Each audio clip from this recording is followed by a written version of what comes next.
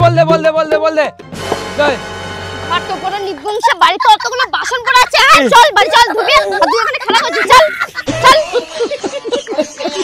চল এ বাজি হ্যাঁ বাজি গো। যা গিয়ে বাসনগুলো মাছ গে যা। বাসনগুলো নামে যা বাইরে গিয়ে খেলা করছিস, খুব চালাক না তুমি?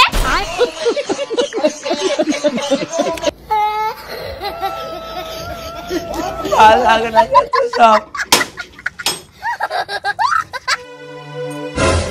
এ কি বৌমা তোকে দিয়ে বাসন ধুই নিচ্ছে? দাঁড়া, তোর বউকে আমি দেখাচ্ছি মজা। বৌমা, ও বৌমা, কি হয়েছে? চিল্লাচ্ছেন কেন? তোমার এত বড় সাহস, তুমি আমার ছেলেকে দিয়ে বাসন ধোয়াচ্ছ? আজ পর্যন্ত আমি আমার ছেলেকে দিয়ে একটা গ্লাস পর্যন্ত ধোয়াইনি, আর তুমি আমার ছেলেকে দিয়ে বাসন ধোয়াচ্ছ?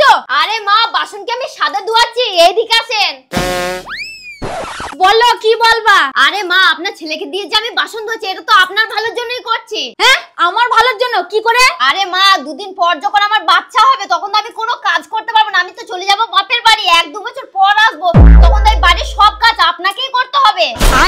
হ্যাঁ, কি বলছো? আরে হ্যাঁ, ওই জন্য তো আপনার ছেলেকে সব শিখিয়ে দিচ্ছি, যাতে আপনাকে না করতে হয়।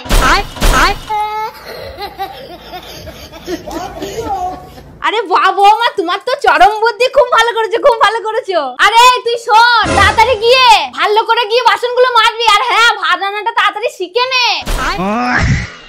সত্যি বৌমা, আমি আগে জানতাম না যে তুমি আমার জন্য এত চিন্তা করো। আচ্ছা বাবা, ঠিক আছে, চলুন মা, 8টার সময় না সিরিয়ালটা চালু হয়ে গেছে, দেখে নি, চলুন। চলো।